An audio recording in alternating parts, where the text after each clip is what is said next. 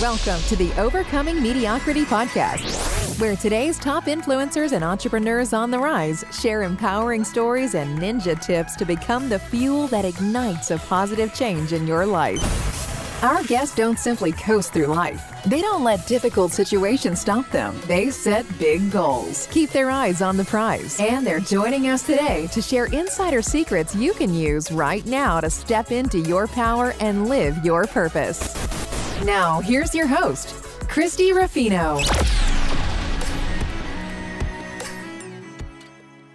Well, welcome everybody. And we are here today for today's episode of the Overcoming Mediocrity podcast. I am Christy Ruffino, the host of the show, and I am honored to be having our guest with us today, Steve Werner. Now, I met Steve in a community that we're both a part of, and the community is really focused on creating strategic partnerships. And I met him and we scheduled a call to get to know each other. And it was a really great call. Direction that it went really wasn't what I thought it was going to be. We did get to know each other, but he really poured into me. He shared some great advice, some of his great wisdom. And I just found him to be a really authentic person. And just really all he cared about was helping me and serving me. So that was really great. And I invited him right away to be a guest on our show because he has a lot of knowledge around webinars that will really, I feel, be a great resource for all of you. So I am going to let him share a little bit about who he is in a moment. But what I want to do is read you his official bio so you can kind of get to know him and get to know some of his accomplishments. So 6 years ago, Steve left his corporate job to change lives through live events and public speaking. Since then, he has held 63 sold out events for himself as well as for his clients. He's built more than 138 different presentations, and he has spoken on more than 200 live and virtual stages, including Harvard Business Summit on marketing, influence, and conversion. He focuses on helping coaches, influencers, and small business owners grow through webinars, one-to-many sales presentations, and live events. So welcome to the show, Steve. I'm so excited to have you on. Thank you so much. It's awesome to be here. You have a great smile, and we had a lot of fun on the other conversation. So I am happy to be here and continue that a little bit with you. Absolutely. So I like to start off our interviews, and any of our guests always know this, is I really want you to share your story, because our journeys are really what has defined us to be in the place we are now and to gain wisdom and to gain insight on how we can best help our clients. And I know you have a great story. So please share how you kind of gotten to be the the niche expert in this particular area. Sure. So 7 years ago now, my bio needs updated. That is my fault. 7 years. It's so crazy. It'll be 7 years this April. I used to work for Vail Resorts in their fine dining department. And I went to a Tony Robbins event, 2013. And, you see him up on stage. And I was like, I can hold a live event. That's going to be me. And I thought about it for about a year, and I read some books and just kind of piddled around with it, The ski season ended in April 2014. And I decided, this is it. This is what I'm doing. This is how I am going to make my living. And so I sold everything, moved to Las Vegas to hold live events, and fell flat on my face. Spent $30,000, rented the biggest ballroom that I could find. I thought it was going to be really easy. I thought, people just don't take action. I'm going to take a lot of action. And of course, that's not quite how it went. I ended up having 2 people register for an event space that held 1,500. I had to cancel the event. I spent $30K. I had to beg Treasure Island to let me out of my contract because I was on the hook for $125,000. I was just I liquidated my retirements accounts. I had spent all the money that I had saved. So at that point, I had 1 credit card left. A friend of mine that lived in Vegas was like, what do you want to do? This is something that I talked to a lot of people about, because I had that moment of of clarity where I had headhunters knocking on my door, offering me 6-figure jobs. And I could have easily taken one and gone back to like the corporate 9 to 5 or the golden handcuffs, as we, us entrepreneurs like to call them. And my friend, we were sitting at the Frog Bar, which is in Treasure Island, and I had just gotten done with my meeting. Treasure Island had let me out of my contract. They took my deposit, which was a little over $5,000, but I felt like that was a win because I didn't have to file bankruptcy. And I take responsibility for that. Like, they did nothing wrong.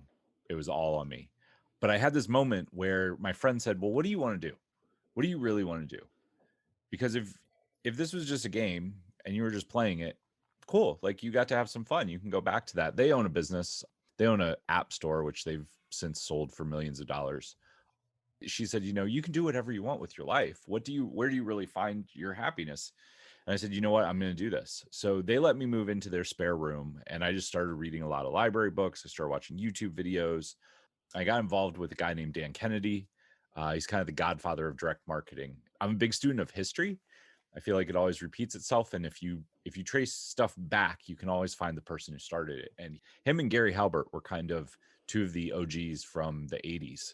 All those long form sales letters. I don't know if you remember those. Like, we're old enough to remember those, right? Absolutely. Yeah.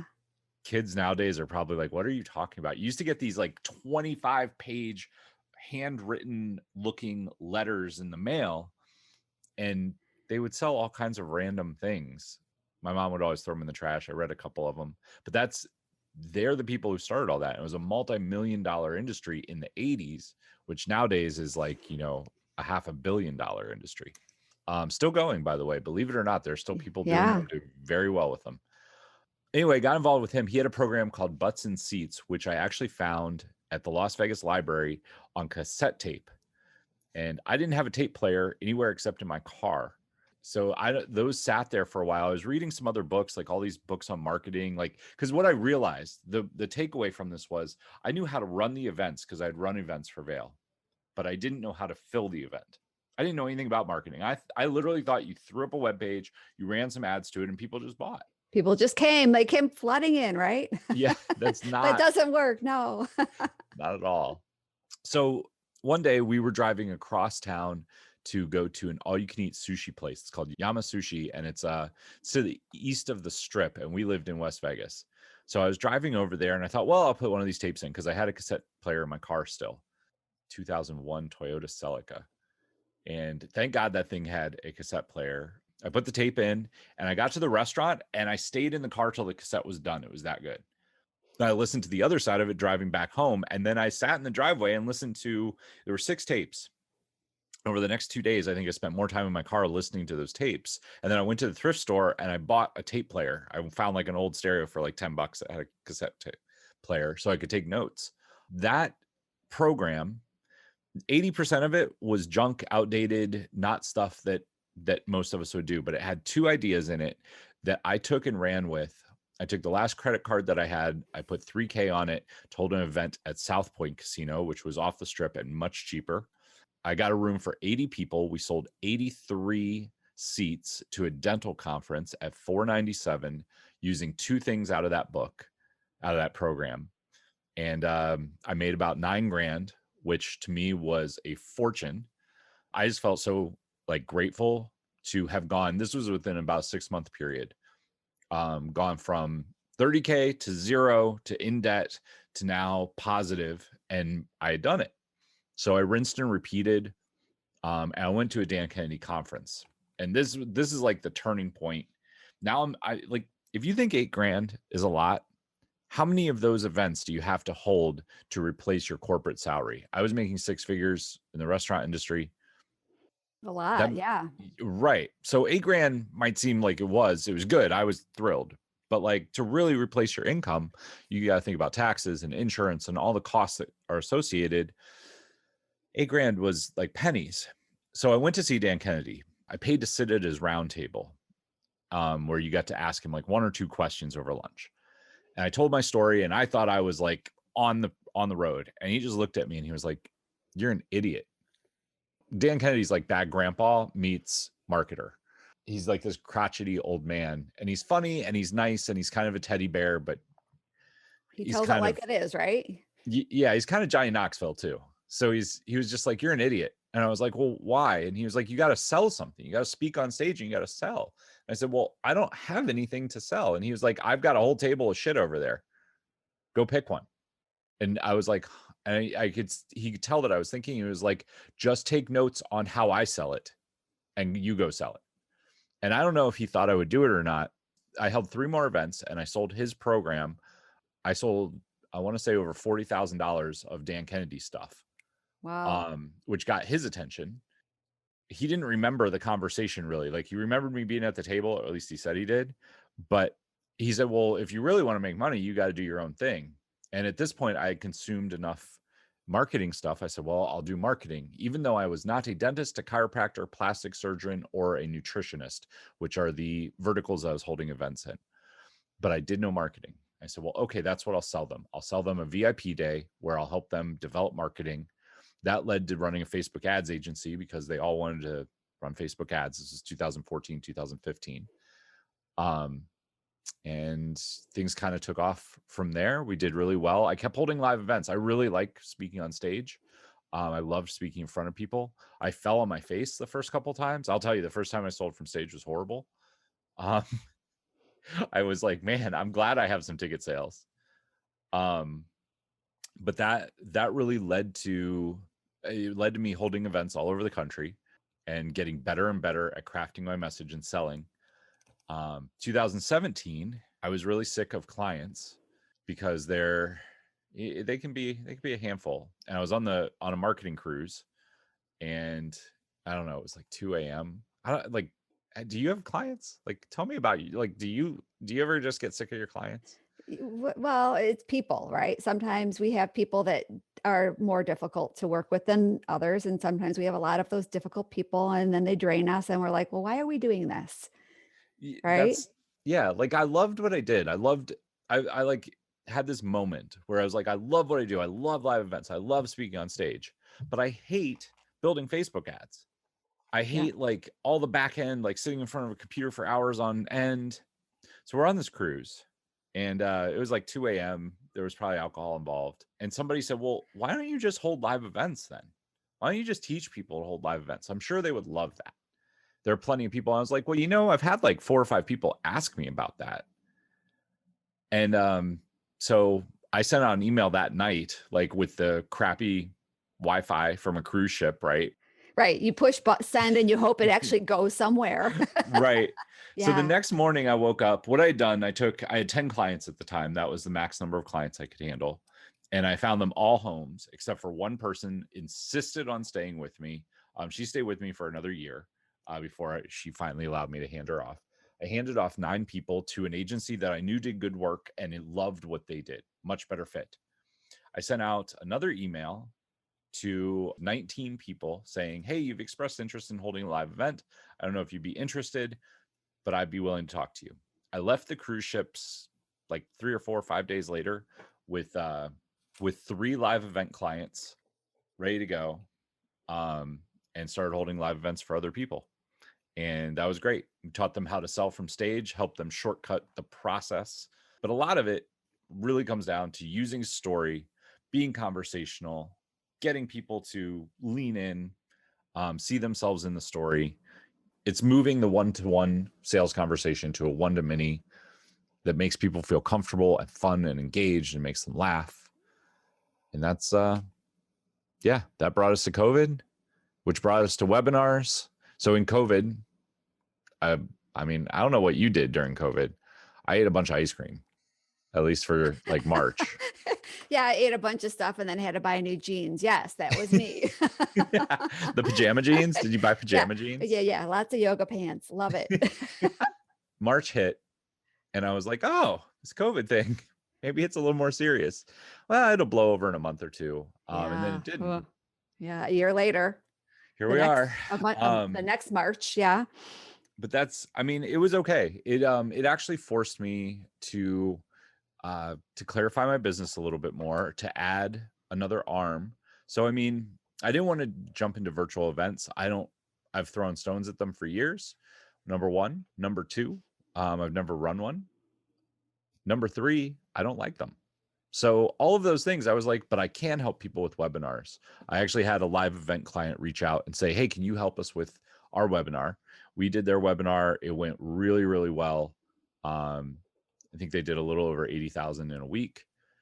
They had a list. They were willing to run ads. They did really, really well. And then that led to me now working with, I think we're at 18 clients that we built webinars for. We've done over, the last number I believe was 1.2 million in sales between all the webinars put together, which is pretty solid. That's not bad. Not bad at all. So yeah, we are moving right along. And I love doing it because it teaches people how to do something that most people are scared to death to do. And it's also what I have found to be like, if you build your stage presentation correctly, you're going to have at least 5 stories that link to your business and open loops and get people to have conversations with you. You're also going to have 8 to 10 really solid case study style testimonials. And you can use both of those things in any sales conversation, whether it's from the stage, whether it's on a webinar, whether it's on a discovery call. You just plug them in. You plug in the little stories that you learn, that you memorize from your webinar or your stage presentation. You have all the case studies. And if you've done the case study videos, one of the best things that I've found to follow up with people is just sending them, hey, we had a great call. I'm going to send you a case study of somebody that I worked with that's very similar to you. Is that okay? No one's going to say no to that, right? Yep. And you send them the case study, and all it does is point whoever that is towards working with you. Yeah. It's great. Plus, it gives you so much clarity and so much focus and so much confidence in what you do. I've just found that building presentations with people and giving them that gift helps them grow their business so much. Okay. So that's my story in a nutshell. That's it. That's your story. You're sticking to it. All right. There is so much good stuff. All right. We are going to come back to webinars after the break because I know you have so much that you want to unpack and share, but I want to back up a little bit and talk about your story, because a couple of things that really stuck out to me is that every leg of your journey, every little bump in the road, you didn't quit. You kept going. You realized you had to realize what you loved, didn't do what you didn't love. And even though you were going down the path you were supposed to, you had a bump here and there, but you just kept going. And I think that's a real important lesson, because especially people that are, they want to be an entrepreneur and they are an entrepreneur, and it's not easy, right? We're going to always have challenges, but it's difficult sometimes to keep that motivation up. But hearing stories like yours, I mean, to be in a situation where you've got this big time Las Vegas hotel that, you really potentially owe a lot of money to, but you didn't give up. You navigated through that, you negotiated, and then you kept moving forward. I love that. Thanks. I mean, that honestly, I think there's so much that I could unpack there. So in reference to the name of your show, this is a quote that has been hanging on my wall that I put up there the week I decided to leave my job. It says, make mistakes of ambition, not mistakes of sloth.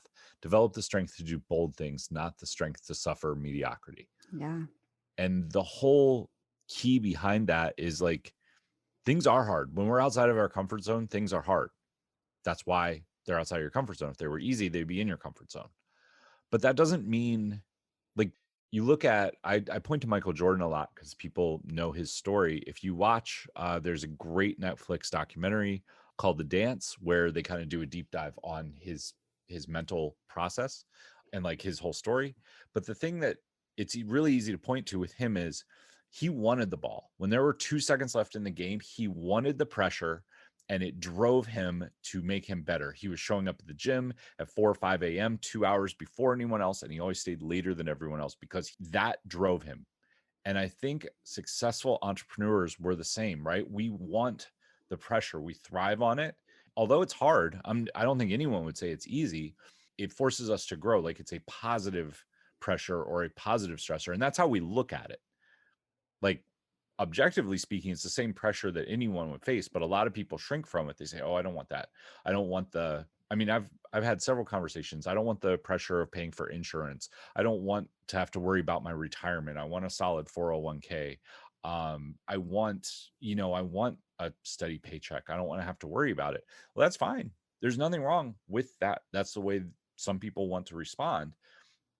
I think entrepreneurs, the thing that drives us the most is freedom and challenges. Like we love challenges. Like bring it on.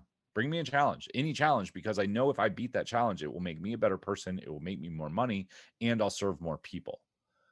Yep. Those are the three keys that I think drive all of us. Absolutely.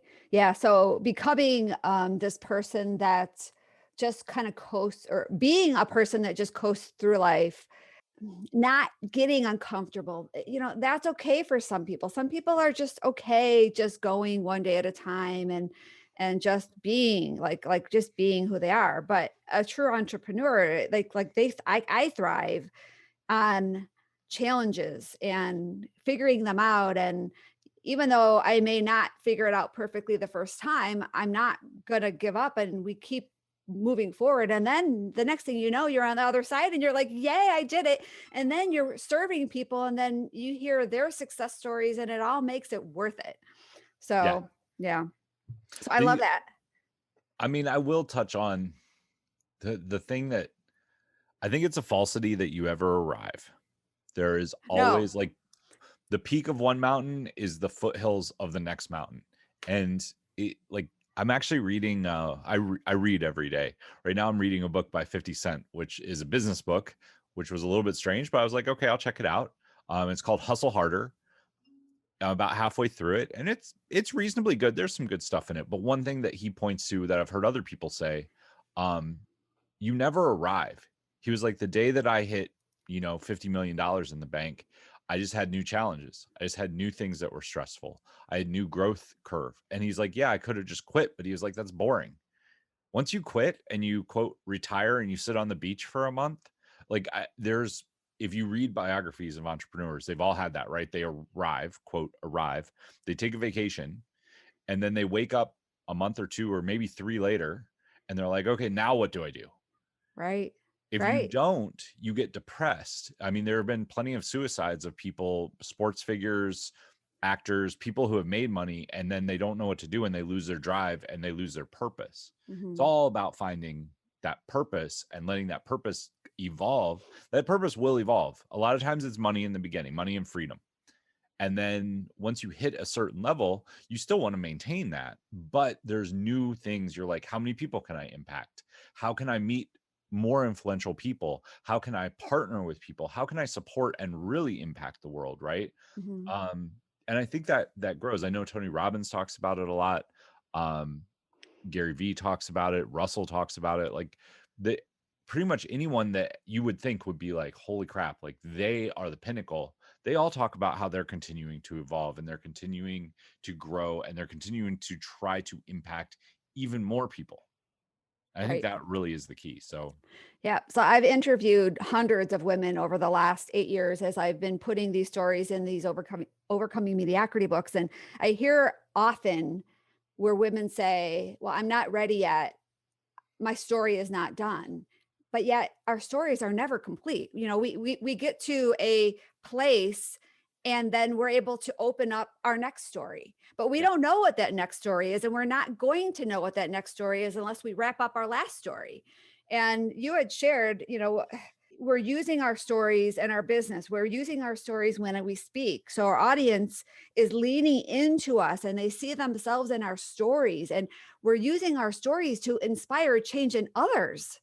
But if we stay stuck in the story we're in and we never realize that we've already arrived and now let's go to our next story, then we're just like, we're never going to find joy and happiness because we always will feel like we're chasing something instead of expanding into a bigger version of ourselves.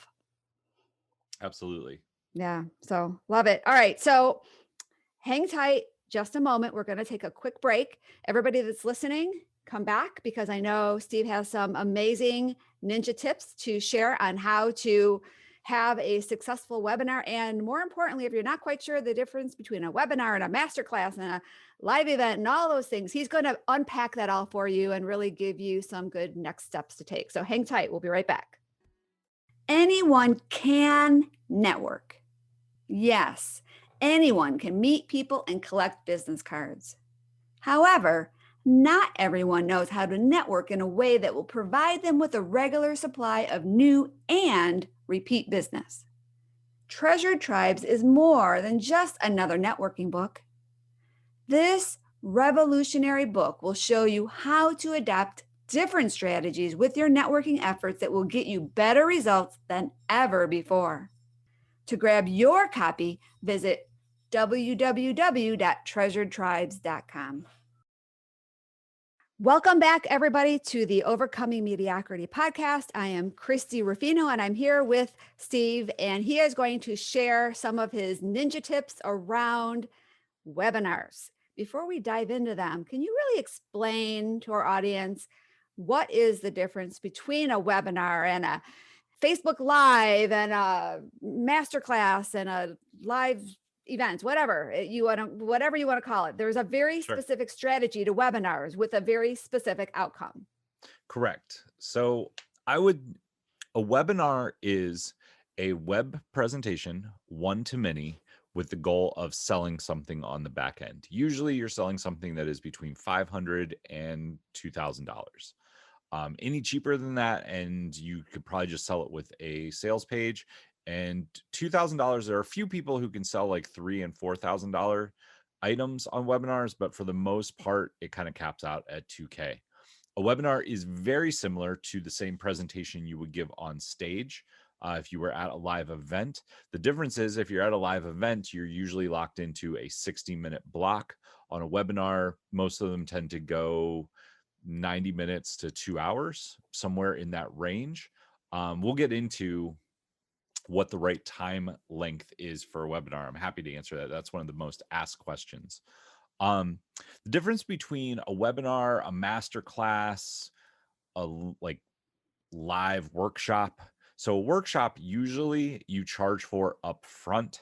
You're charging somewhere $9 to maybe $97, and you're teaching something for an hour or two. And sometimes there's a sale on the back end, sometimes there's not. Masterclass, to me, a masterclass and a webinar, pretty similar. You're going to run traffic to it. You're going to have people come in. I do want to touch on, a lot of people ask about doing auto webinars. Evergreen, yeah. And I would definitely recommend against it. 5-6 years ago, even 3 years ago, you could do them. But I want to ask, during COVID, if you're like, well, I really want to do it, how many auto webinars, evergreen, have you attended and stayed for more than 10 minutes? Right? No one. 15 years ago, you could do that because they were new, they were fresh, people wanted to learn. Nowadays, attention spans are shorter, and most people aren't going to be on because they know it's a recording.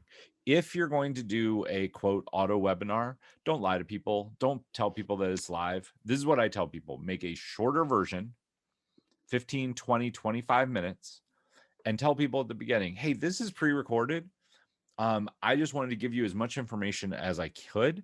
There's a button down below to book a call with me. That will work incredibly well compared to a fake auto webinar. You can run them on thank you pages very easily. 20 to 30 minutes, people will watch. Beyond that, most people are not going to stay. So you can't run a full 90-minute, 2-hour webinar on a thank you page. You can, but we have not seen good conversion from it. The trick is to do them live and to drive traffic. So show up rates have gone down. Out of 100 people, you'll get 20 to 25 people that have registered that will show up if you use really good curiosity hooks. If you don't use good curiosity hooks, you're going to have no one show up. So what is a curiosity hook?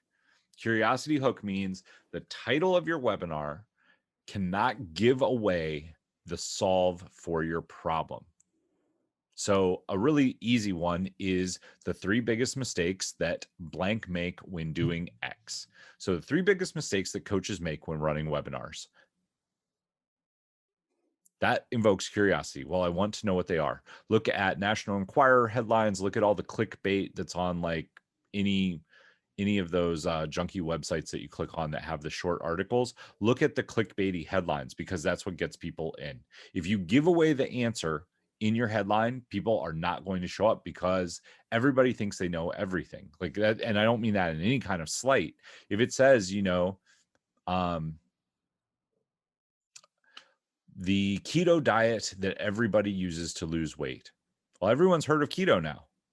So everyone's like, oh, I know how to do keto. I don't need to attend a webinar on that. They're not going to show up. Plain and simple. But if you say the new secret diet that has led to losing 15 pounds in 5 days, people are going to show up. Yep. That's going to create the curiosity, right? I love that. The curiosity hook. Yep. You have to have curiosity in your title. You cannot give it away. The second thing is, when you're advertising, there are a couple different ways that you can run traffic to a webinar. You have to run traffic, though, either through ads or through JVs, joint ventures. If you're not doing one of those two, you're not going to have enough people on. You want to get at least, I would say, 50 people registered. If you get 50 people registered, you should have 10 people show up live.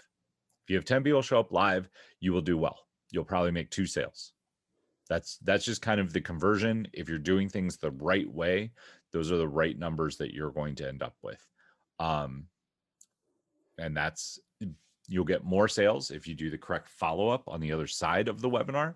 So your webinar should open the cart. That should be a Monday, Tuesday, or Wednesday cart open. Cart should close on Sunday. You should be sending 2 emails a day, going back to a live replay. You should be trying to get on calls with people who are on the webinar. The webinar, this is something that we've seen different, and I think a lot of people, the light bulb will go on for them. 5 years ago, 2015, 2016, people go to a webinar. You would sell 5 to 10% on the webinar. You would sell another 5 to 10% in the follow-up sequence, and usually another 5% on cart close day. If you were doing really well, that was like the knock it out of the park webinar. Nowadays, you're lucky if you get more than, I would say, 1-2% of sales on the webinar itself, because people have been conditioned. They know that it's going to be open for a while.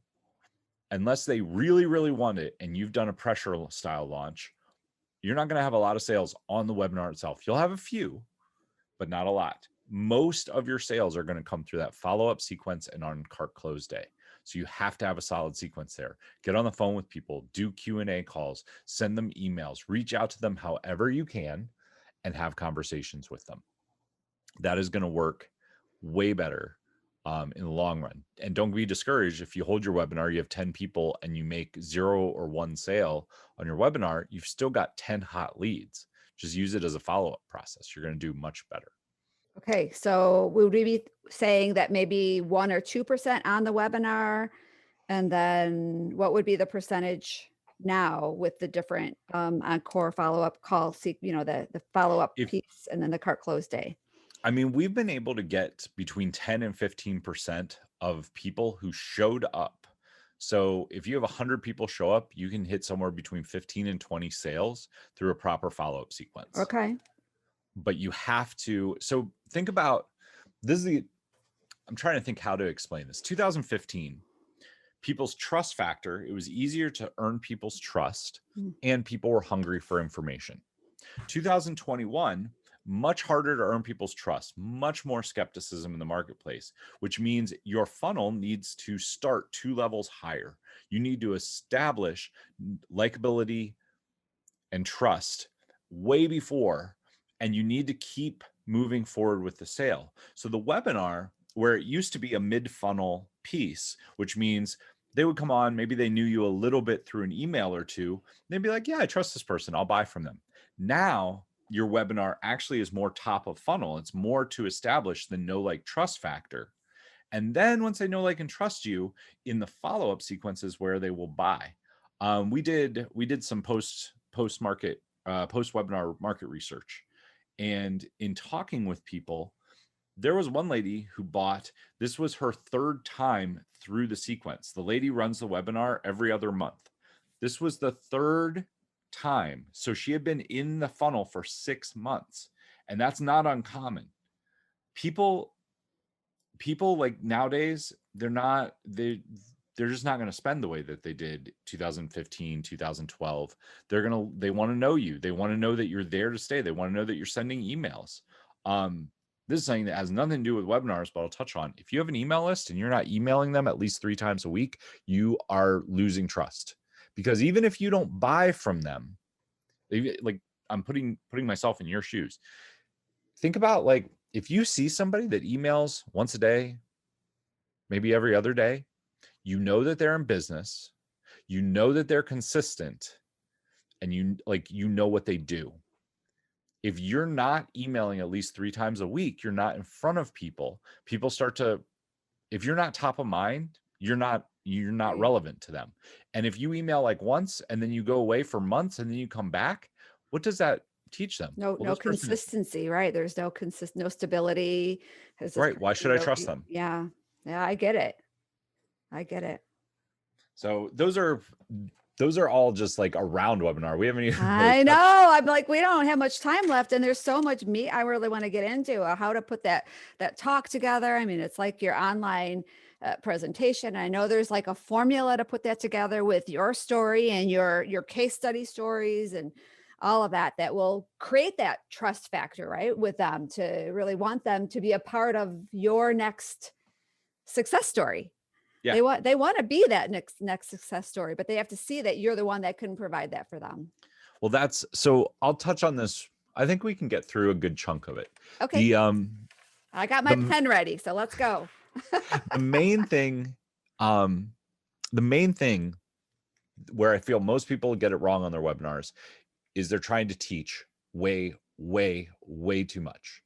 You are at an 8, 9, or 10 in whatever field you are in. Most of the people who are attending your webinar are at a 1 or a 2. Your job is to move them one level.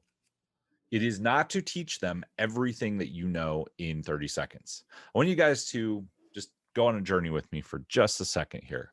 Go back to high school, go back to college, and remember going to class. I want you to picture your favorite teacher.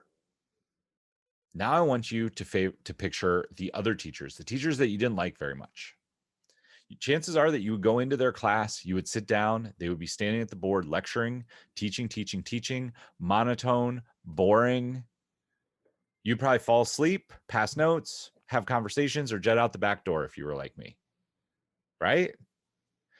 But your favorite teacher, they were fun, they were quirky, they told stories, they engaged you. And chances are that they taught less. But if you ask yourself this question right now, can you remember one thing that they taught you? I promise you can. You're sitting there and you're like, of course, I know that, Dr. Jane taught me X. Right. You remember the one thing that you got from them, whereas you probably have forgot all the other crap from the boring teachers because they were boring. They might have had more knowledge. They might have been teaching you more, but retention is less because you didn't care. Right. Absolutely. So on your webinar, using great stories. So every good webinar has at least 5 core stories. My lead magnet, death2badwebinars.com, covers all 5 of the stories that you need. 5 core stories in your webinar. The biggest one being your hero's journey story. So you touched on this a minute ago. What people want is they want to be your success story. They want the success that you have.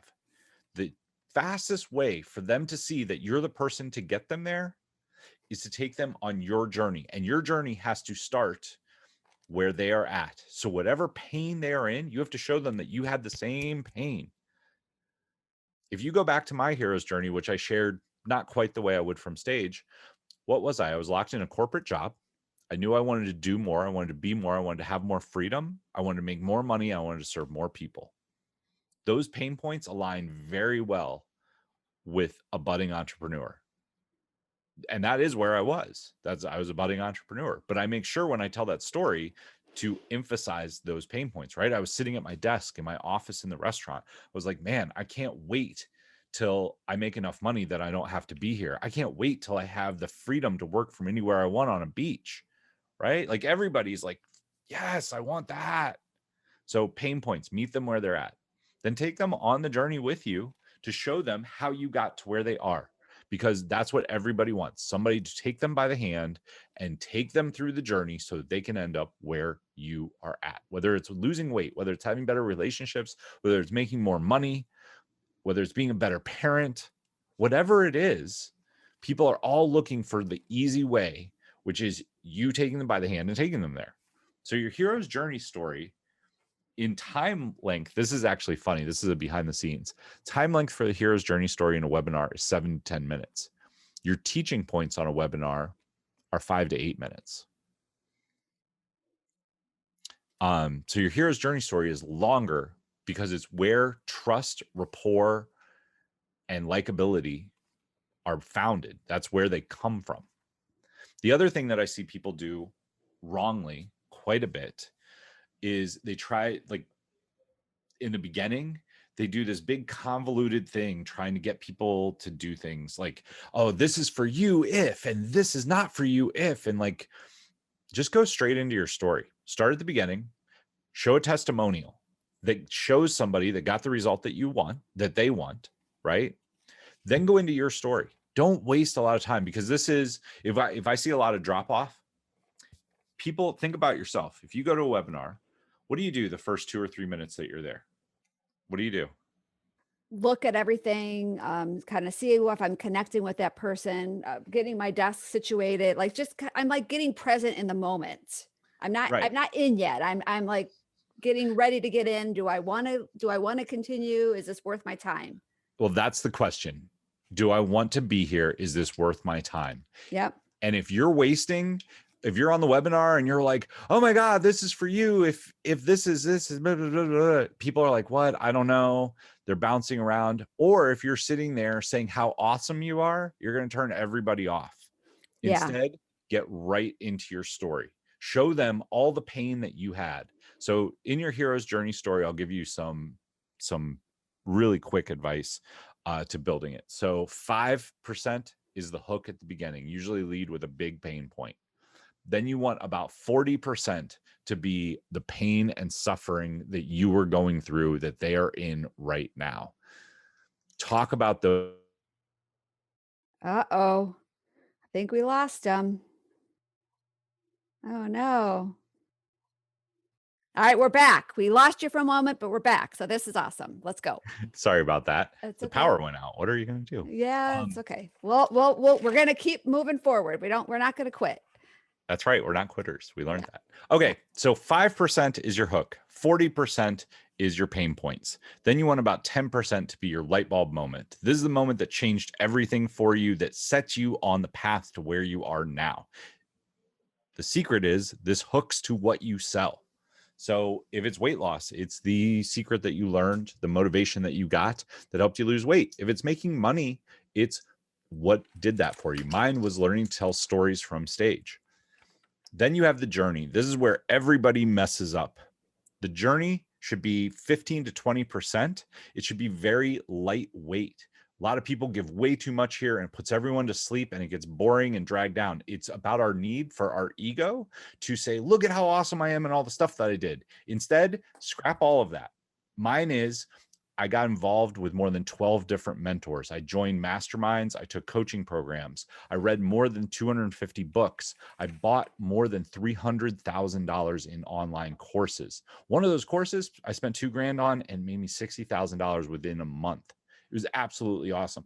That's all it needs to be. It lets people know that you learned what you are now doing from masters and you synergized it into your own unique method. That's all you have to do. You don't have to go down a huge winding path with it. Just let them know that you learn things the hard way and you're going to show them the easy way. That's all they want to know. Love that. That's absolutely. It. All right. Well, that's great. So I know we're out of time. I'm glad we're able to at least finish that point up, but you are offering, or you have this great gift, the Death to Webinar training or document. So tell us about that. And I know all of the links will be in the show notes, so don't worry about that. You know, everybody will be able to click on it and get it. No problem. It's Death to Bad Webinars. So it is the 5 core stories that make every webinar enjoyable and fun to listen to, get people to lean in and buy from you without using hard knuckle sales techniques or being overly salesy. It is just all about how to connect with people. There's also some other stuff in there. We have the webinar framework, which will show you the time periods that you need for your webinar. I know I promised I'd answer this question. A lot of people ask, how long should my webinar be? From the time you start till the time you make the offer is the only thing that's important. That needs to be 55 minutes or less. Once they've heard your offer, if they're still on, here's a secret, they might want to buy from you. Just saying. Yep. If you're at that point, you can go for 90 minutes. If they're still there, it's because they've emotionally said they want to buy. They just need to back it up with logic, which is why they're still listening to you. So after you make the offer, your main goal is to overcome objections and do that through telling stories, your stories, client stories, other people's stories, actors' stories. It doesn't matter. Tell stories that overcome their objections to buying. If you know what their objections are, all you have to do is plug in the stories and use those to sell. Awesome. This was really great. I've got like 4 pages of notes. This was great. I really appreciate your time, Steve, sharing all of this. And I look forward to seeing you in our next group call, because you're just going to be my future great JV partners. Awesome. I'm happy to. Christine, This was so much fun. Thank you for having me on. All right. Thank you so much. Thanks for listening to the Overcoming Mediocrity podcast, where we believe that everyone can have the business and life of their dreams once they've learned the art of mastering their story. Mastering our stories is the key to everything we want in life. Our stories can either hold us back or they can propel us to new heights. We can choose. You can choose. Choose to overcome mediocrity with us. Let's achieve greatness together. To learn more, visit www.overcomingmediocrity.org. And don't forget to subscribe, rate, and review this podcast.